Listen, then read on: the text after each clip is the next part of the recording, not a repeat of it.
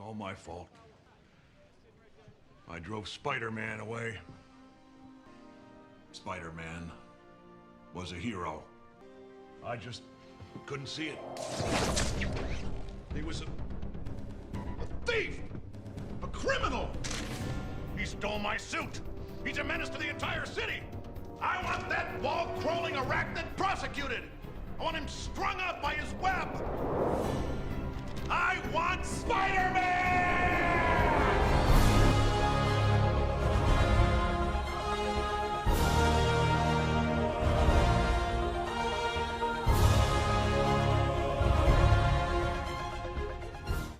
Marvel's Spider-Man 2 is developed by Insomniac and published by Sony Interactive Entertainment. I don't want to get into too many spoilers on the game because I really do feel like you should play for yourself, so I won't really be talking about the story pretty much at all, but please go play this game if you have a PS5 because it is worth it. As much as I love the 2018 game, this one is just so much better in every way, and it really makes it hard to go back and even play the older games. The story, the gameplay, the side missions, just everything is next level, and I enjoyed every second of my playthrough. I'm here! I made it. Good morning, class. We have a new teacher joining us today. I was right on time. Hi. My name's Pete. Mr. Parker. Mr. Pete. And we are all very lucky today, because this is physics class, and physics is awesome.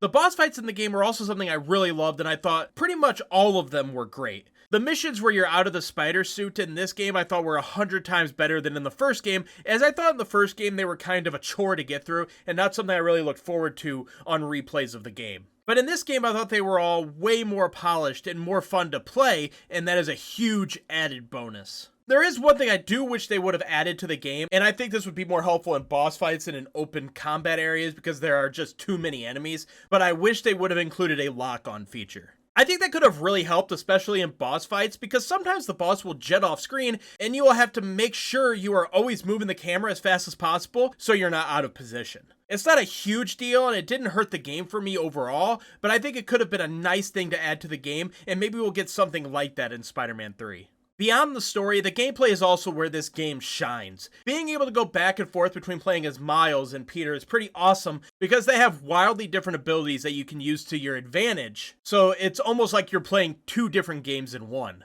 I personally enjoyed playing as Miles a little more because I enjoyed his abilities more overall, but they were both really fun to play as. The combat itself is the same fast-paced combat from the 2018 game, but more polished, which is to be expected in a game like this. You don't expect a company to entirely change the combat in a sequel to a game, you just want them to fine-tune it and find ways to make it better, and in my opinion, they found a way to do that in every way. That being said, they did add a new feature that I really enjoyed, and that was the parry system.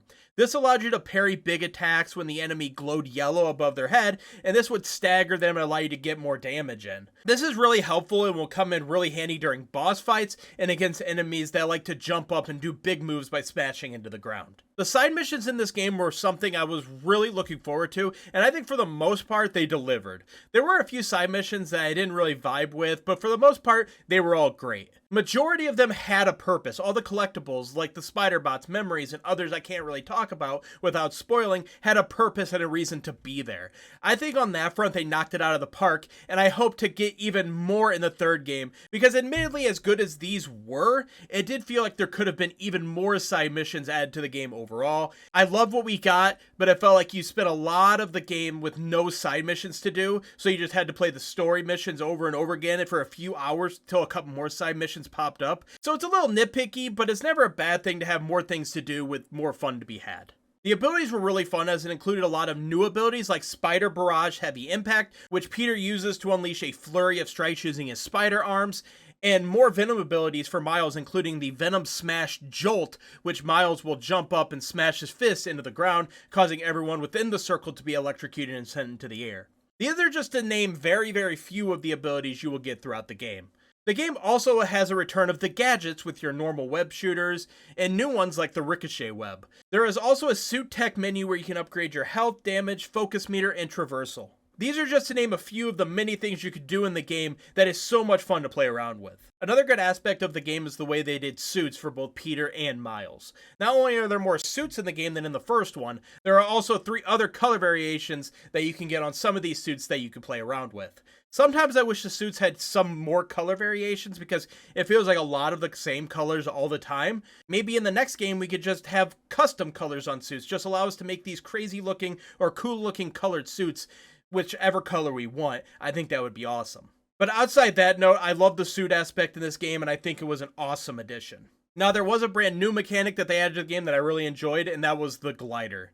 The ability while swinging through the air to hit a button, and then the character will use like a built-in wingsuit to glide through the air. Now you won't stay in the air forever, which is where the use of the wind tunnels come in. You can glide into these wind tunnels where you can then keep gliding along as long as you stay within the circled rings, which was a pretty cool mechanic in my opinion. Outside all the good stuff I talked about before, I did have the game crash on me about 4 or 5 times throughout my playthrough, and I did run into an invisible building at one point. Avoid this, because I don't want to hit the story thing yet.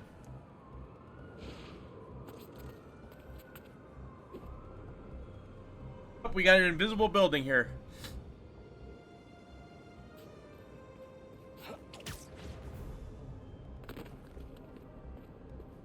Invisible building. So there are a few kinks that they need to work out, but outside that, I really didn't have any major issues, even with the crashing. The autosave system in the game is so good that it isn't really that much of a hassle. So the game isn't perfect. There are a few kinks to work out, but for me, it was very minimal and it didn't really hamper my experience much.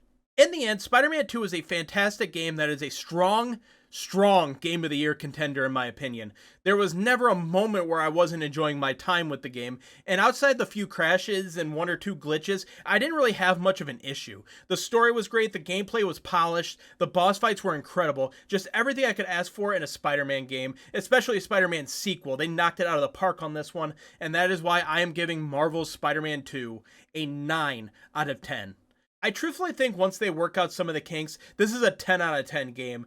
And I'm sure they will be adding DLC too to add even more value to the game, and I cannot wait to see what transpires with the DLCs and the 3rd game, as there will be a ton of intrigue going into that one. But what did you guys think of the game? Did you like it more or less than I did? Let me know in the comment section below. But that's going to do it for this review. Thank you guys so much for watching, and I will see you in the next one. Bye guys.